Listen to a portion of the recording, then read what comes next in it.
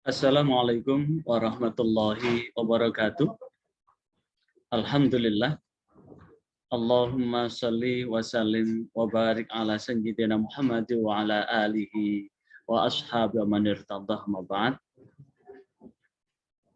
Segenap penyuluh agama Islam se-Indonesia dimanapun Anda berada, wabil khusus penyuluh agama Islam yang ada di Provinsi Jawa Timur, baik penyuluh agama Islam fungsional maupun penyuluh agama Islam non-PNS. Kali ini saya, Dr. Haji A.W. Effendi Anwar MAG, akan melanjutkan pembahasan keputusan Dirjen Bimas Islam nomor 504 tahun 2022. Jika kemarin kita sudah memahami keseluruhan isi Kepdirjen itu, kemudian kita pahami apa tugasnya, kemudian kita pahami bagaimana cara membagi 12 bidang itu, maka sekarang kita akan mencoba memahami bagaimana kita mengukur kinerja penyuluh itu. Karena pengukuran kinerja ini akan menjadi catatan penting bahwa penyuluh agama non-PN tersebut akan dilanjutkan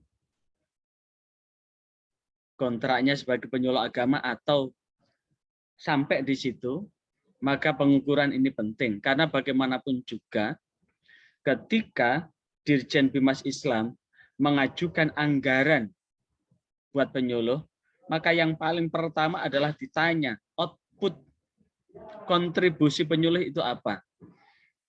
Evaluasi pengukuran kinerja ini penting di dalam rangka apa? Mempertanggungjawabkan. Sekali lagi, dalam rangka mempertanggungjawabkan keberadaan penyuluh ini buat negara, buat bangsa dan negara ini. Apa kontribusinya itu?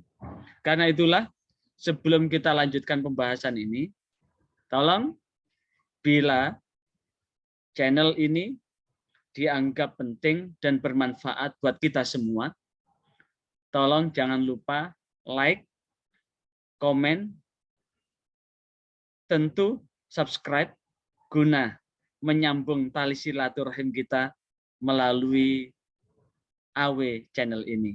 Sekali lagi, jangan lupa bila channel ini dirasa bermanfaat, jangan lupa subscribe AW channel ini. Mari kita awal dengan Ummul Quran Surat Al-Fatihah Al-Fatihah. Mudah-mudahan Allah meneguhkan keberkahan dan kemaslahatan buat kita segenap penyuluh agama Islam se-Indonesia, wabil khusus se-Jawa Timur.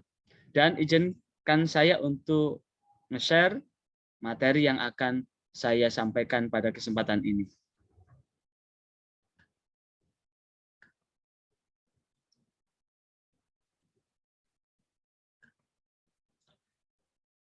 Materi kita ini adalah evaluasi pengukuran kinerja.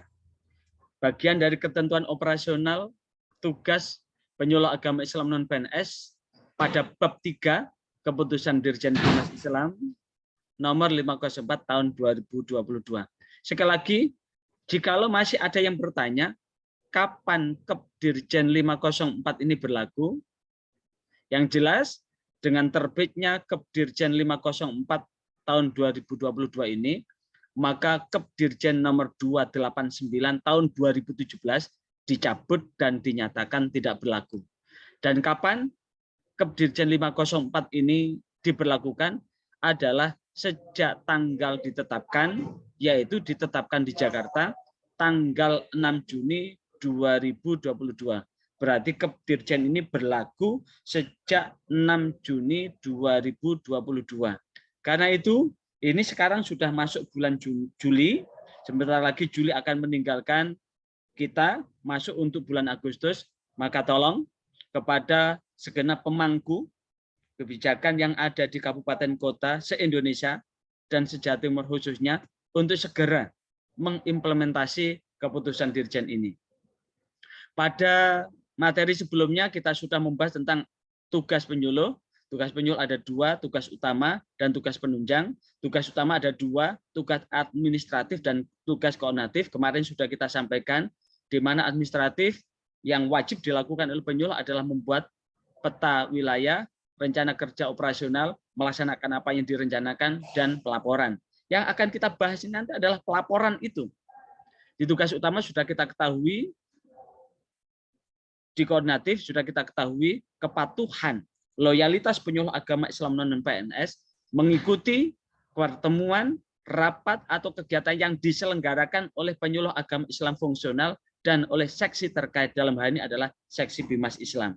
Kemudian tugas penunjang ada 3 kemarin sudah kita sampaikan, yaitu kerjanya bersama lintas sektoral, menjadi delegasi misi keagamaan, kemudian pengabdian masyarakat, dan kemudian bidang spesialisasi kemarin sudah kita sampaikan, ada 12 bidang spesialisasi, di mana 12 bidang spesialisasi ini tiap kecamatan harus melaksanakan 12 bidang ini. Sehingga 12 bidang ini dibagi habis dari 8 orang penyuluh yang ada. Sehingga pembagiannya kemarin sudah kita sampaikan bahwa alternatif pembagian dari 8 itu sudah lengkap semua, sudah 12 itu teroperasionalkan, di mana bidang pemberantasan buta huruf Al-Quran disandingkan dengan haji umroh, karena orang yang mau berangkat haji umroh butuh tahsin doanya. Bidang keluarga sakinah disandingkan dengan anti korupsi, karena korupsi itu berangkat dari diantaranya perilaku korupsi itu karena desakan kebutuhan keluarga, maka keluarga yang sakinah akan menghindarkan korupsi itu. Kemudian bidang moderasi beragama disandingkan dengan komitmen beragama, disandingkan dengan pencegahan gerakan dan aliran keagamaan bermasalah, disandingkan dengan bidang pencegahan nafsa dan HIV/AIDS, dan kemudian yang keempat bidang pemberdayaan ekonomi disandingkan dengan pemberdayaan zakat dan wakaf. Maka kemudian 12 bidang itu akan bisa dilaksanakan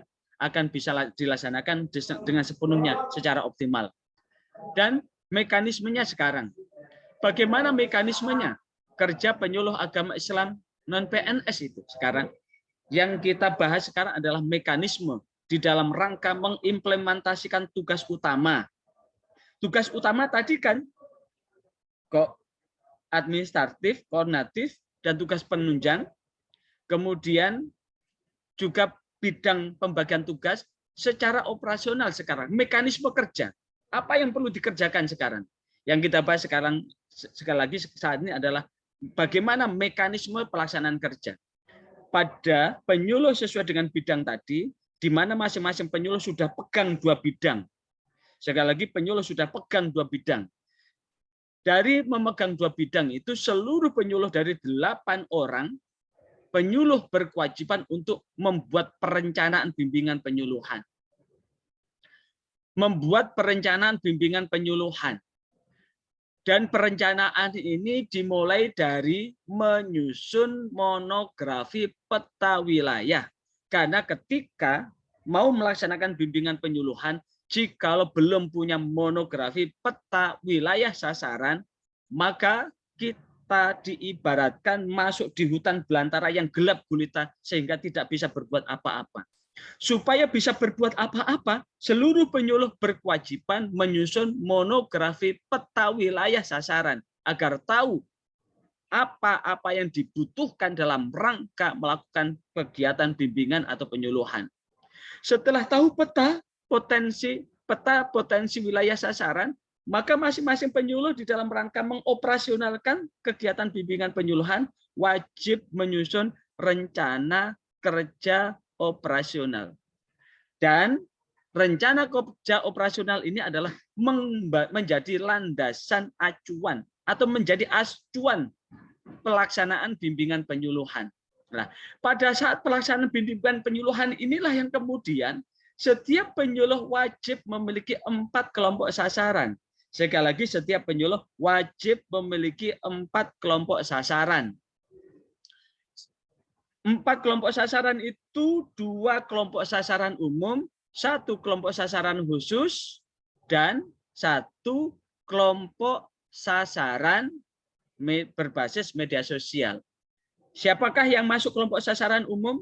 Yang masuk kelompok sasaran adalah LPG, Lembaga Pendidikan Masyarakat. Kenapa lembaga pendidikan masyarakat ini masuk kelompok sasaran umum? Yang namanya umum itu kan bisa dimasuki oleh siapapun. Sehingga siapapun bisa masuk ke majelis taklim, siapapun bisa masuk ke pondok pesantren, siapapun, anak siapapun bisa masuk ke madrasah diniyah, anak siapapun bisa masuk ke taman pendidikan Al-Quran dan lain sebagainya. Maksudnya kelompok sasaran adalah secara umum masyarakat umum bisa masuk di sasaran itu. Itu saudara dari masing-masing bidang, dari 8 orang wajib memiliki dua kelompok sasaran bimbingan penyuluhan. Wajib memiliki 2. Kemudian 1 kelompok sasaran khusus. Siapa kelompok sasaran khusus? Kelompok sasaran khusus adalah kelompok khusus yang hanya orang-orang yang khusus yang bisa masuk itu. Contoh, di lembaga pemasyarakat yang bisa masuk adalah orang-orang yang sedang bermasalah dengan hukum. Sehingga apakah dia menjadi narapidana atau masih jadi tahanan. Yang kedua, rumah sakit. Siapakah yang masuk? Orang yang sakit, orang sehat, tidak dirawat di sana. Yang ketiga adalah SLB, sekolah luar biasa. Ini orang khusus, orang yang memiliki kecerdasan istimewa, atau anak-anak yang kecerdasannya di bawah, sehingga masuk sekolah luar biasa. Panti sosial, panti rehabilitasi, masyarakat gelandangan dan pengemis, anak jalanan, dan lain sebagainya. Ini adalah kelompok sasaran khusus, hanya orang khusus yang masuk di situ. Dan yang ketiga adalah sasaran pada media sosial berbasis internet, yaitu pemanfaatan platform media sosial tertentu yang dikelola sebagai media bimbingan dan penyuluhan dengan pengikut, subscriber, follower sebagai kelompok sasaran. Termasuk AW channel ini, jikalau saudara menjadi subscribe, maka tali silaturahim saya dengan Anda akan selalu sambung. Karena ketika saudara mensubscribe tayangan ini, maka nanti ketika saya membuat tayangan baru akan tertawarkan di HP saudara, di YouTube saudara. Nah, inilah yang kemudian yang ketiga perlu pelaporan. Perlu dilaporkan. Dan pelaporan ini berjenjang, bisa berbentuk aplikasi sistem kinerja atau EPA, atau tertulis bila tidak dapat mengakses aplikasi sistem. Sekali lagi, bagi yang tidak dapat mengakses aplikasi sistem, bisa dalam bentuk tertulis. Kemudian, dari pelaksanaan bimbingan penyuluhan terhadap kelompok sasaran tadi, setiap penyuluh wajib melaksanakan bimbingan penyuluhan 8 kali tatap muka per bulan. Sekali lagi, minimal 8 kali tatap muka per bulan kepada kelompok sasaran umum maupun khusus. Umum tadi LPM, khusus tadi adalah panti sosial dan sebagainya. Sementara itu, berkaitan dengan materi bimbingan penyuluhan, minimal 50% saudara materinya adalah berkaitan dengan bidang spesialisasi yang menjadi tanggung jawab saudara. Sementara di luar bidang itu, di luar spesialisasi tadi, maksimal 50%. Sehingga 50% ditambah 50% jadi 100. Taruhlah bidang spesial 75%, kemudian yang 25% umum menjadi 100. Artinya apa? Untuk spesialisasi maksimal 50%, minimal 50%, di luar bidang itu maksimal 50%, digabung jadi 100%. Sementara itu untuk kelompok sasaran pada media sosial berbasis internet, minimal menyebarkan 4 konten dalam 1 bulan, dalam 1 platform media sosial. Kalau saudara sudah enjoy di YouTube seperti apa yang saya siapkan ini, silahkan lewat YouTube terus, minimal 4 konten. Jika sudah enjoy dengan Instagram, di Instagram. Jika saudara sudah enjoy di Twitter, di Twitter. Jika saudara sudah enjoy di apalagi di TikTok, TikTok. Tapi untuk WhatsApp tidak masuk karena di WhatsApp ini kadang-kadang tidak dibuka. Nah, inilah yang kemudian saudara berkewajiban paling tidak dalam sebulan 4 kali untuk mengunggah. Sekali lagi, mengunggah 4 konten itu dalam 1 bulan dalam platform media sosial tadi. Dan pelaporan ini dilakukan dalam 4 hal. Satu, pelaporan ini adalah sebagai bukti pertanggungjawaban kinerja seorang penyuluh secara tertulis yang dibuat oleh penyuluh dan dipertanggungjawabkan kepada atasan langsung. Siapakah atasan langsung penyuluh itu? Adalah Kepala KUA. Kepala KUA kemudian merekap. Yang kedua, Kepala KUA menyampaikan rekapitulasi laporan per bulan itu. Dari 8 orang penyuluh itu, mana yang minimal 8 laporan itu, mana yang kurang daripada itu, tentu lihat laporannya adalah rekapan dari laporan EPA, Elektronik Penyuluh Agama Islam. Sekali lagi, lihat laporan adalah rekapitulasi dari laporan EPA.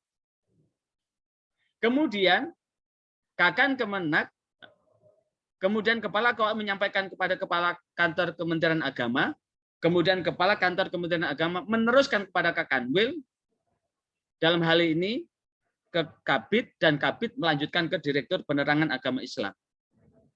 Yang ketiga, laporan bisa berbentuk aplikasi Sistem Kinerja Penyuluh Agama atau EPA.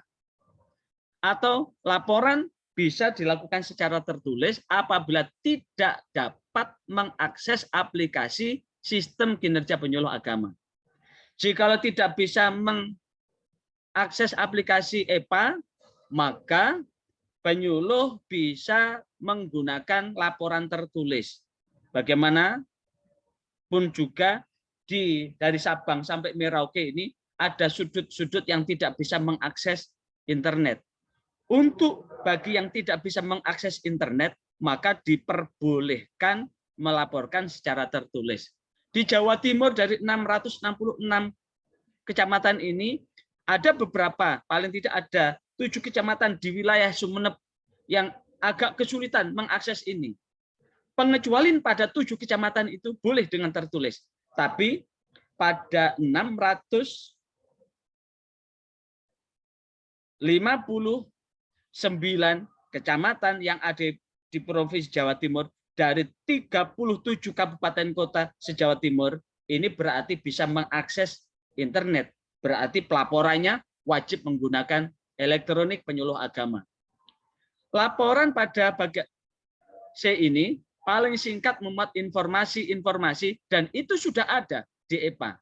Meliputi nama penyuluh, jabatan penyuluh, spesialisasi, tanggal pelaksanaan, kelompok sasaran, jumlah jamaah, klasifikasi materi, deskripsi kegiatan, foto kegiatan, dan link kegiatan. Ini berkaitan dengan pelaporan. Kemudian, keberadaan penyuluh sekarang.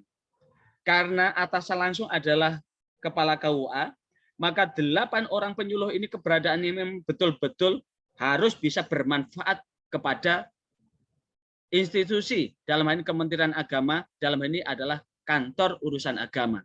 Karena itu, setiap penyuluh wajib melakukan pelayanan di KUA kecamatan. Sekali lagi, setiap penyuluh agama wajib melakukan pelayanan di KUA, Kantor Urusan Agama Kecamatan, meliputi 2 hal, bidang sesuai dengan spesialisasinya, dan yang kedua adalah bidang administrasi yang lainnya, termasuk tadi, tugasnya adalah administratif. Hal yang bersifat administratif, penyusunan rencana kerja operasional, membuat laporan dan sebagainya dilakukan di KUA. Atau barangkali ada kepentingan administrasi yang lain yang dibutuhkan oleh Kepala KUA, maka penyuluh agama wajib melakukan pelayanan itu dengan ketentuan. Untuk KUA tipe A, penyuluh agama Islam non-PNS melakukan pelayanan di KUA sekurang-kurangnya 3 kali dalam sepekan, berarti 3 hari dalam sepekan. Untuk tipe B, 2 kali dalam sepekan. Untuk tipe C, 1 kali dalam sepekan. Dan untuk tipe D1 dan D2, diserahkan kebijakan pada pimpinan setempat. Dan setiap apa yang dilakukan, dipertanggungjawabkan hasilnya. Sehingga setiap hal wajib ada evaluasi kinerja penyuluh agama Islam, di mana evaluasi dilakukan secara berjenjang dari pusat, provinsi, dan kabupaten kota. Caranya bagaimana? kabupaten membentuk tim evaluasi. Tim evaluasi ini bekerja untuk mengevaluasi penyuluh sekabupaten atau sekota. Hasil evaluasi dilaporkan ke provinsi, provinsi melanjutkan laporan ke pusat. Bagaimana caranya mengevaluasi? Evaluasi dilakukan tiap 3 bulan. Jika 3 bulan tidak memungkinkan, sekurang-kurangnya, sekali lagi, sekurang-kurangnya 1 kali dalam 1 tahun. Dan dilakukan oleh tim yang ditunjuk oleh Kepala Kantor Kementerian Agama dengan melibatkan penyuluh agama fungsional dalam wilayah kecamatan setempat. Tim melaksanakan tugas paling lama 15 hari kerja sejak ditetapkan SK oleh Kakan Kemenak Kabupaten Kota. Dan hasil evaluasi direkap. Dalam 1 tahun itu, apakah 1 tahun hanya dilakukan sekali atau 1 tahun 3 kali, terserah. Tapi dalam 1 tahun hasil evaluasi itu direkap, dijumlah. Bila skornya kurang dari 65, maka sekali lagi, bila skornya kurang dari 65, nilainya kurang dari 65, penyuluh yang bersangkutan diusulkan pemberhentian. Selanjutnya diusulkan penggantian antar waktu. Dasarnya apa? Hasil evaluasi. Bila nilainya lebih dari 65, bisa dilanjutkan. Dan SK itu walaupun SK sampai 2024 tidak ada halangan untuk memberhentikan bagi penyuluh non-PNS yang kinerjanya tidak baik. Sekali lagi, kinerjanya tidak baik di bawah 65. Karena itu mohon maaf, ingat ini skor bobotnya ada 7 komponen yang perlu dinilai. Yang pertama adalah laporan kegiatan. Laporan kegiatan ini nilainya 35 dari 100. Artinya apa? Jika ada seorang penyuluh tidak pernah laporan sama sekali, berarti dia sudah kehilangan poin 35. Sekali lagi, sudah kehilangan poin 35. Ada penyuluh yang tidak pernah laporan, ditambah tidak hadir, karena rekap kehadirannya ada 20. Berarti nilainya sudah kurang 55. Berarti jikalau yang lain bagus, maksimal nilainya hanya 45. Kalau 45, wajib diusulkan pemberhentian untuk penyuluh yang model begini. Karena itu, terkait dengan laporan kegiatan 35%. Tadi disampaikan bahwa kegiatan bimbingan tatap muka tadi minimal 8 dalam sebulan, kemudian mengunggah konten di YouTube minimal 4 kali. 2 hal ini perlu diperhitungkan. Jika penyuluh itu laporannya hanya 4 dari kegiatan bimbingan penyuluhan, dan kemudian mengunggah konten hanya 2, berarti nilainya 35 dibagi 2, berarti nilainya hanya 17,5. Ingat, untuk nilai laporan 17,5. Kalau hanya 2 yang dilaporkan dalam sebulan, berarti 17,5 dibagi 2 lagi. Berapa? 8,75. Dan seterusnya. Kalau tidak laporan, ya 0. Absensi kehadiran pun begitu. Kalau saudara berada di tipe A, berarti saudara wajib hadir melakukan pelayanan di KUA 3 kali dalam sepekan. Dalam sebulan berapa? 12. Kalau hanya 6, berarti nilainya 10. Kalau hanya 3, berarti nilainya berapa? Berarti nilainya 5. Begitu seterusnya. Kemudian jumlah kelompok sasaran. Jumlah kelompok sasaran secara normal, kelompok sasaran itu tadi 4. Kalau saudara hanya punya kelompok sasaran 2, berarti nilai saudara untuk kelompok sasaran ini hanya 5. Kalau tidak punya kelompok sasaran, berarti saudara 0. Sekarang jumlah jamaah, nilai maksimal 10. Jumlah jamaah di kelompok sasaran itu minimal 20. Tapi ingat, 20 ini dalam posisi normal. Ada posisi yang tidak normal, pengecualian di posisi yang tidak normal. Misalkan daerah terpencil, terisolasi, dan sebagainya, bisa kurang daripada itu. Khusus untuk kondisi tidak normal, ada pengecualian. Tapi secara keseluruhan, jumlah jamaah minimal 20 orang dalam satu kelompok sasaran. Keteladanan, yang kelima, keteladanan. Ada penyuluh yang tidak rukun sama suaminya, kalau penyuluhnya itu perempuan, tidak rukun sama istrinya, kalau penyuluhnya itu laki-laki, atau tidak baik sama mertua, atau tidak ada keteladanan, berarti di keteladanan nilainya kurang dari 10, bahkan 0. Kemudian kompetensi keahlian, ada penyuluh yang tidak bisa ceramah, tidak bisa menyampaikan sesuatu, berarti kompetensi pengetahuan dan keahlian ini juga bisa berkurang daripada itu. Adapun pendidikan dan pelatihan sifatnya fleksibel. Keseluruhan jikalau maksimal di jumlah nilainya 100, maka ada pengurangan-pengurangan itu. Di jumlah total, jikalau nilainya di atas 65 lanjut. Jikalau kurang dari 65, diusulkan pemberhentian, selanjutnya diusulkan penggantian antar waktu. Saudara, para penyuluh dimanapun Anda berada, ini bagian dari kesungguhan kita, menunjukkan integritas kita sebagai penyuluh agama. Ingat, dalam tayangan sebelumnya, bahwa penyuluh agama Islam itu adalah tour leader menuju surga. Penyuluh agama Islam itu tour leader menuju surga. Bukan hanya sekedar 1 juta yang kita pertanggungjawabkan, tapi seorang penyuluh agama itu adalah mempertanggungjawabkan lidahnya di hadapan Allah untuk menyampaikan dan menyerukan kebaikan. Wal takum ummatu yad'una ilal khair. Jadilah kalian segolongan umat yang menyuruhkan pada kebaikan. Wa ya'muruna bil ma'ruf, yang menyuruh pada kebaikan, wa yanhil munkar, dan mencegah pada kemungkaran. Amar ma'ruf, nahi mungkar adalah bagian. Ketika kita beramar ma'ruf, maka apa yang kita lakukan? Kita ejawantahkan dulu. Kita implementasikan dulu. Kita terapkan dalam diri kita dulu. Baru energi positif itu akan mengalir dalam diri kita. Sehingga itulah yang kemudian ada kesempatan untuk menjadi wasilah membuka pintu hidayah kepada umat. Sekali lagi, kita buka pintu hidayah kita, integritas diri kita, kesungguhan kita, loyalitas dan tanggung jawab kita sebagai penyuluh. Baru setelah itu, energi positif akan mengumpul di dalam diri kita untuk menyeru kebaikan dalam kehidupan berbangsa, bernegara, dan bermasyarakat dalam bingkai negara kesatuan Republik Indonesia. Akhirnya, inilah yang dapat saya sampaikan. Mohon maaf atas segala kekhilafan. Walafumikum, wallahu muwaffiq ila aqwamit thoriq. Wassalamualaikum warahmatullahi wabarakatuh.